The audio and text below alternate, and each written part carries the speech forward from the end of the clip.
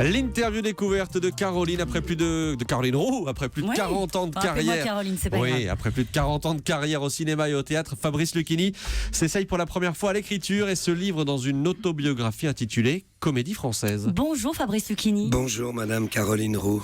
Alors, dans votre livre, bien sûr, il y a vos auteurs. On va y venir très longuement sur le contenu du livre, mais il y a vos mots à vous. Vous racontez. Et ça, c'est une première. Alors, vous qui avez une telle exigence pour les mots, pour les lettres, pour le rythme, ça vous a mis dans quel état l'écriture de ce livre ? Oh bah j'ai pas d'ambition littéraire, hein. Je vais pas me prendre pour un romancier. Il y a une femme qui s'appelle Maxime Catroux, Flammarion, qui est venue avec un avaloir conséquent. Au bout de 10 ans, j'ai dit, je vois pas pourquoi je fais la coquette, je vais y aller. Alors j'y ai été, avaloir indécent, bon, pas beaucoup moins que dans le cinéma. Et puis j'y ai été, et j'ai dit, je vais aller au plus profond des auteurs avec une alternance, un déjeuner avec Hollande, une rencontre avec un carrossier qui m'avait jamais vu ni au cinéma ni au théâtre, une promenade errante chez les putes. Enfin, il y a un mélange, 2 déjeuners avec Hollande, un à l'Élysée, un chez moi, des rencontres, et puis... Il n'y a aucune appréhension sur ce qu'on va penser de ce livre-là, la façon dont vous l'avez écrit, ce que vous racontez de vous, rien. Une appréhension... je viens d'avoir un coup de fil d'Emmanuel Carrère. On va se calmer tous. Et il m'a carrément dit que le livre lui a énormément plu. Et moi, j'étais gêné au téléphone. J'arrêtais pas de dire oui. Et toi, comment vas-tu ? Non, j'ai pas fini. Parce que vous savez, recevoir des compliments. Non, je n'ai aucune ambition littéraire. Il y a aucune prétention dans ce bouquin. Il y a, pour ceux qui ont envie d'analyser la manière dont je fais mes spectacles j'ai alterné mon journal de bord, mes rencontres et les écrivains. Et ça a débuté comme ça, c'est le sous-titre d'ailleurs que vous empruntez à Céline, oui, c'est les premiers mots de Voyage au bord de la nuit. Ça a débuté dans une famille modeste, dans le quartier des Abbesses. Les mots de l'époque, c'était ceux de la rue. On vous a pas élevé en vous faisant réciter du La Fontaine. Pas du tout, non. Papa était marchand de fruits et légumes, il était émigré, on la joue Zola, comme tous les acteurs maintenant. Ils sont tous nés dans des cités, ils ont tous eu des gros problèmes, les meufs se sont fait tirer par leur papa. Donc on connaît à peu près la globalité du politiquement correct actuel. Elle a eu des problèmes, l'Europe a fait une Sodome, enfin on connaît à peu près la situation.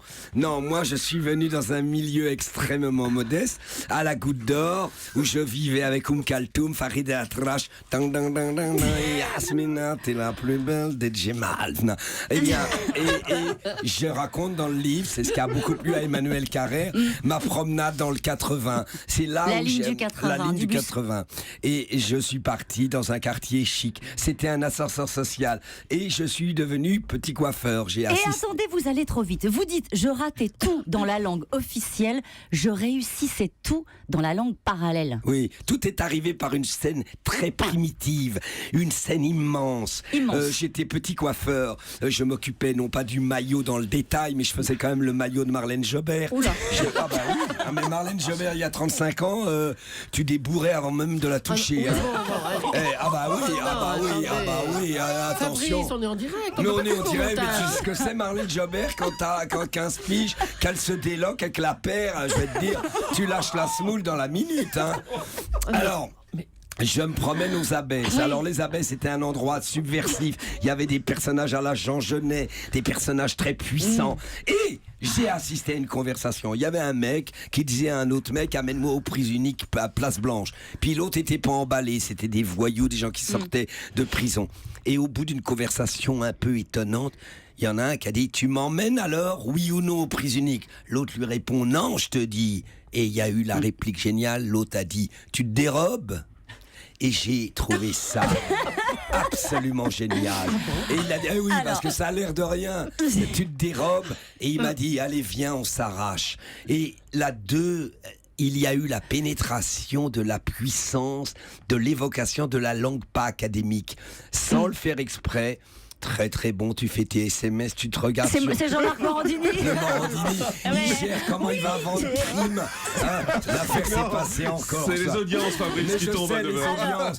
Mais les audiences étaient très bonnes. Et comment est la situation dans l'Est de la France au niveau de la criminologie?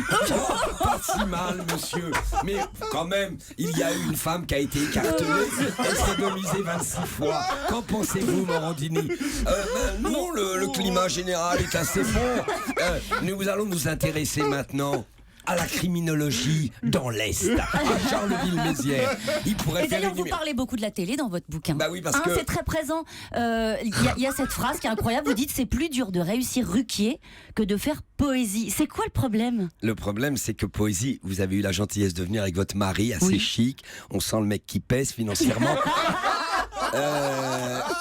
Je suis venu par admiration pour Caroline Roux. Je trouve que c'est une journaliste géniale. Je viens pas faire de la promo pour mon livre, je prends les gens que j'aime beaucoup. Je refuse le reste. Et donc j'en fais très peu. Et donc, elle est venue au spectacle. Et puis, effectivement, poésie, c'est 40 ans de boulot. Faut essayer d'exécuter les écrivains, les faire rire au moment où il faut faire rire. Non. Mais un Ruquier, tu t'exposes à énormément de choses. En plus, t'as deux procureurs. Léa Salamé, la Liban, dans sa sensualité. Le Yann Moix qui se cherche, qui devient une sorte d'auteur gauchiste alors qu'il était plutôt assez réac. Et bon, ça c'est la puissance de Ruquier. Ruquier gauchiste, tout le monde. Et tout le monde est merveilleux. J'ai fait cette émission il y a 1 an. C'est très compliqué. Tu t'exposes, tu prends des risques. Bon. Au théâtre, tu es un interprète. Tu exécutes une partition. Et tu as 800 personnes qui viennent et qui écoutent. Il y a quelque chose de religieux. À la télé, c'est pas religieux. Alors, il y a un autre sujet qui est très présent dans le livre. Enfin, assez présent. C'est la politique. Vous racontez donc... Je finis quand même sur Drucker. Pas sur Drucker, sur Pujadas. Non, parce que après d'une grande lecture de Nietzsche ou de Rimbaud, comme j'explique dans mon bouquin, se faire n'oubliez pas les paroles. À 19h40, c'est un immense bonheur. Tu te sens adhérer à l'humanité. Tu vois des gens qui jouent bizarrement, qui chantent « Oui, je sais ». Tu n'as rien dit, c'est mon mot que je prends au mot. Puis t'as le Nagui qui fait 16 émissions dans la journée, qui doit peser 1,5 million d'euros par mois. Et tout ça. Et là, tu vois l'humanité. Puis après, je me fais un C dans l'air à 17h40. Ah, magique. Et je me fais un Pujadas. J'ai fait Pujadas hier soir. J'ai fait un Pujadas hier soir. Très bonne audience. 5,4 millions. Avant-hier. Vous l'avez déjà Avant-hier. Un très bon Pujadas. Commence pas à 1 million de plus qu'hier. Vous avez fait 1 million de plus qu'hier. Ça me fait plaisir d'être venu. Il a fait 4,6 millions hier. Et j'ai fait plus de 5 millions. C'est grâce à toi, je suis. Et alors, j'aime la télévision. J'avais pas envie de faire un livre intello uniquement. Je veux alterner ma fascination pour Terre Inconnue de Lopez, qui sait s'asseoir dans parenthèse. J'aime tous ces gens-là. Ils n'ont aucune ambition littéraire. Et vous parlez des politiques aussi, Fabrice Lucchini. Vous racontez votre rencontre, François Hollande, Le Maire ou encore Macron. Vous adorez la politique? Eh bien, je suis sidéré d'abord, impressionné en tant qu'émigré italien d'être invité à Bectarès. Ils vous draguent ou pas les politiques? Ce qui me drague, je sais pas, je suis tellement naïf que j'ai l'impression que c'est par gratuité et gentillesse. Certainement, je suis naïf. Moi, j'adore rentrer à l'Élysée, on bec tranquille avec François, hyper sympa, tutoiement de gauche. Et puis je lui dis comment tu sens, bah moyen, tu vois. On échange. C'est pas un affolé de l'intellect, c'est pas un affolé de la culture, mais il est fin, il est tout à fait sympathique. Il a pas d'ego. Macron, dynamique, Julien Sorel, Stendhal, il en veut, ta race. Et puis le livre, c'est ce mélange de tout ça. Et c'est très réussi, ça s'appelle Comédie Française, ça a débuté comme ça, c'est publié chez Flammarion. Merci. Quand je pense que tes parents étaient coiffeurs. Mais oui, c'est dingue, à Grenoble, hein, ouais. Je l'ai invité pour mon Drucker. Je fais un Drucker.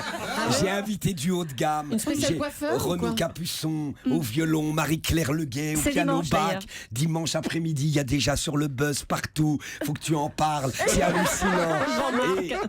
Jean-Marc Morandini. Et dans l'ouest de la France, comment vous sentez? Ah bah il y a de la criminologie, mais pas plus qu'ailleurs. Ils répondent tout ça, mais pas plus qu'ailleurs. Mais Pourtant, hier soir, on a écartelé 16 personnes, mais pas plus qu'ailleurs. Voilà le livre que j'ai écrit, mes amis, pour vous dire que je ne vais pas frimer avec des positions solennelles. Le livre est pointu, mais il alterne. Tous les compliments que tu m'as fait, Caroline, off, m'ont bouleversé. Je vous embrasse. Je ne dirai qu'un mot. De gauche, comédie française. Comédie française, le livre de Fabrice Lucchini. Merci Fabrice Lucchini. Merci beaucoup. Merci Caroline Roux, c'était l'interview découverte. Julie, on a le nom du gagnant ou de la gagnante? Oui, c'est Gisèle qui habite dans le 11e arrondissement de Paris qui gagne l'iPhone 6S d'une valeur de 700 €. Bravo. Merci à toutes et à tous de nous avoir suivis sur Europe 1 ce matin. Demain, vous avez rendez-vous dès 5h57 avec Wendy Bouchard. Lundi, ce sera le retour de Thomas Soto avec Julie. Merci Julie. À lundi, non, peut-être pas. On s'en va. À Très bientôt, drôle. Maxime. Vous êtes tellement en forme que même une phrase banale comme peut-être pas lundi, vous êtes mort de rire. C'est ça qui est génial dans nos émissions. Vous êtes tellement halluciné qu'il y en a une qui dit bah peut-être pas lundi, crac, hurlement de rire.